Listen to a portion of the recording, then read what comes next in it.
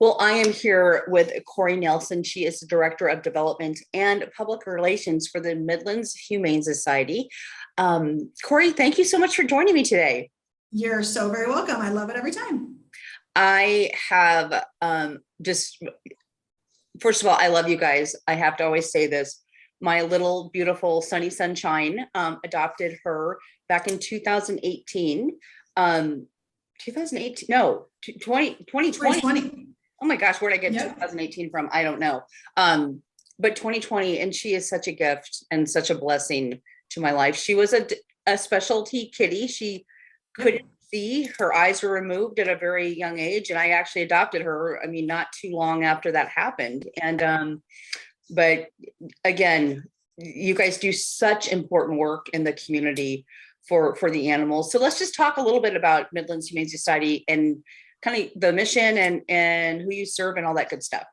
Okay, well, we opened our doors in 2015 and we took over what used to just be the Animal Control Services that had opened in the 1970s in Council Bluffs. So we made great strides, huge changes, and really wanted to put a focus on the education component, the benefit for owning pets for both, emotional, mental, physical, all those things that pets bring into our lives.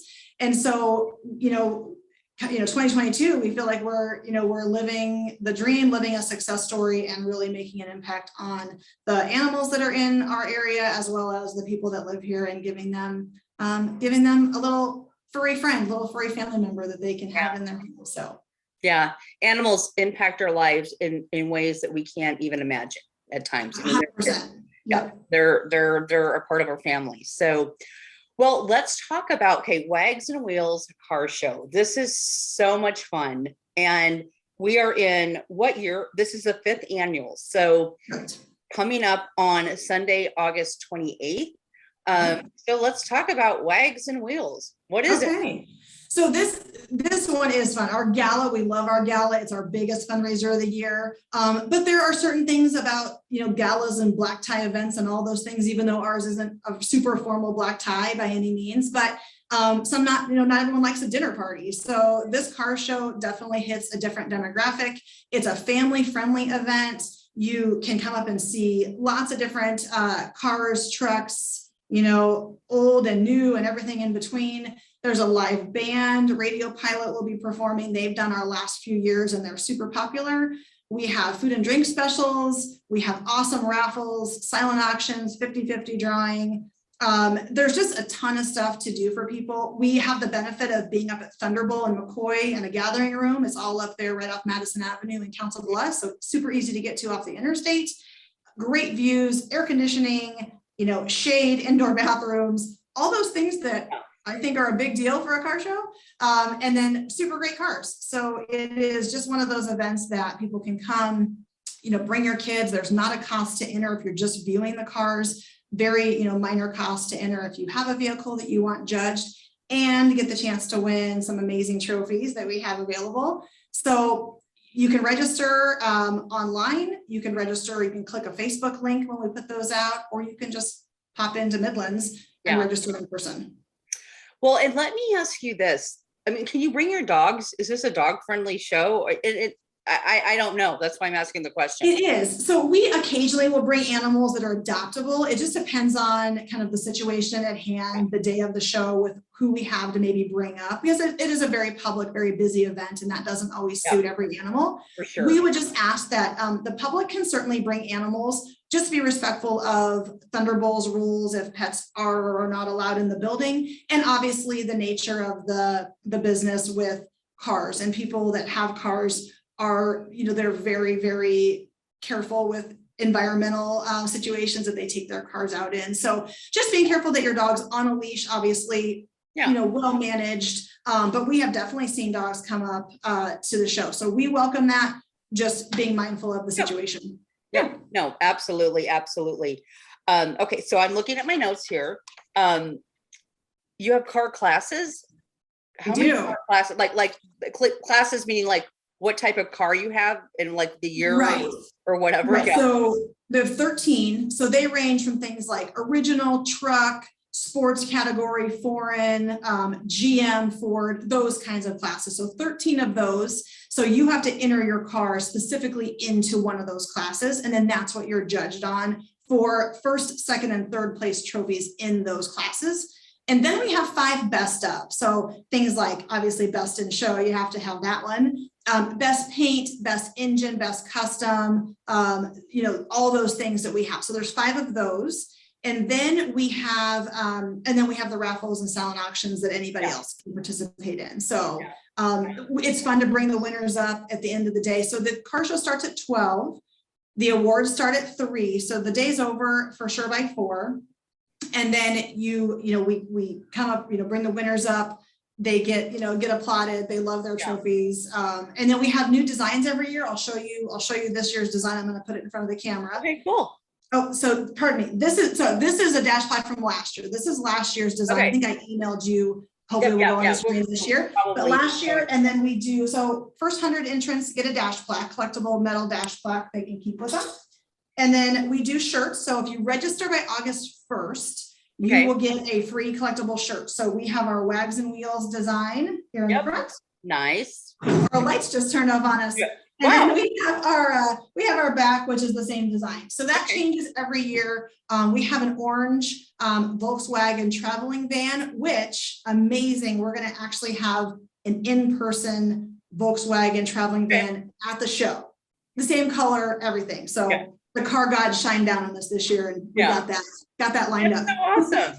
That's so awesome. And I think one of the things that I just want to say, I mean, car shows, I think over the last couple of years, there haven't been as many just because of the whole pandemic and COVID thing. And I mean, this is a big deal. People love their cars. And people love looking at cars. And I guess the reason I'm saying this is encouraging everybody to just come out, because it's a great event. It's raising money, awareness for what Midlands Humane Society does, which is so important. And like you said, it's a family friendly event. It's a Sunday. I mean, how great is that? Sunday afternoon, great venue. And like you mentioned, it does raise money. I know we currently have an animal in our shelter.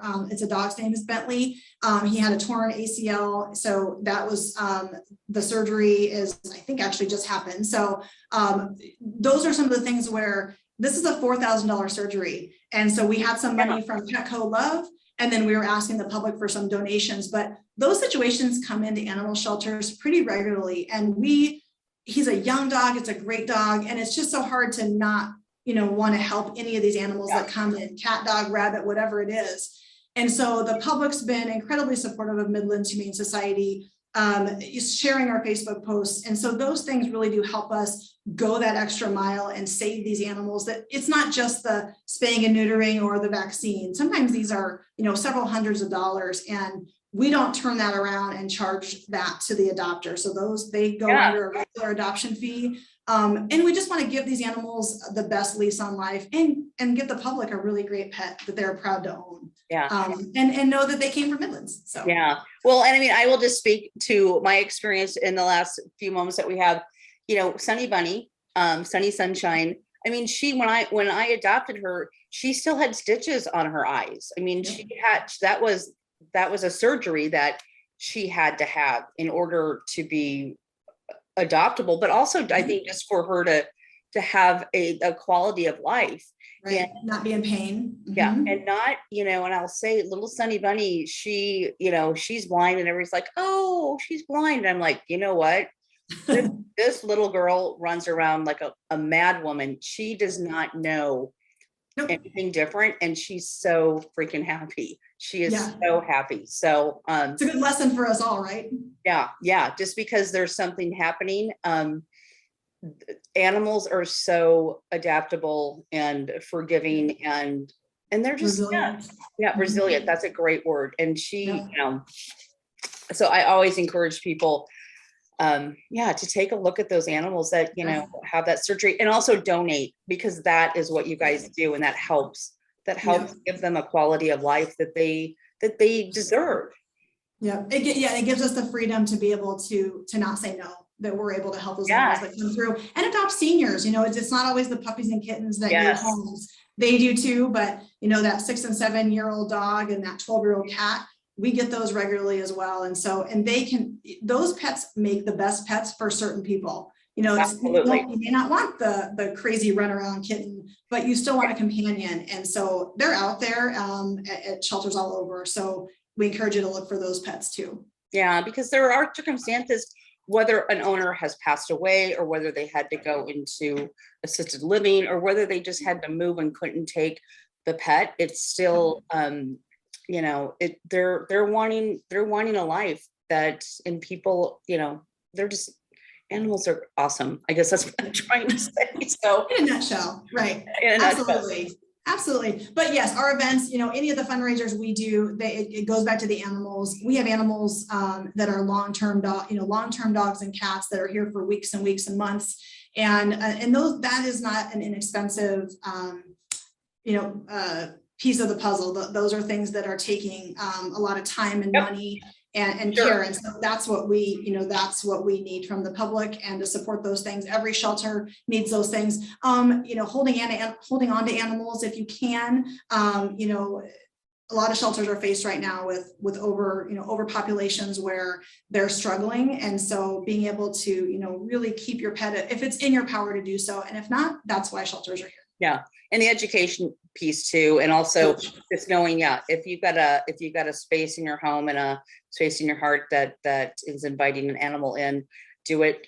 Absolutely do it. So that way these other animals can get adopted. So, oh my gosh, this is a great conversation. I was thinking, we'll talk for 6 minutes, and now it's almost 12 minutes. So, but encouraging everybody to come out on August 28th. I'm putting that on my calendar, and I hope to see you there as well. So It'll be a great event. Yep. Thank you, Corey, so much. And thanks for your support. Yeah, you're welcome. And August 28th, folks, put it on your calendar. We'll talk soon. Bye-bye.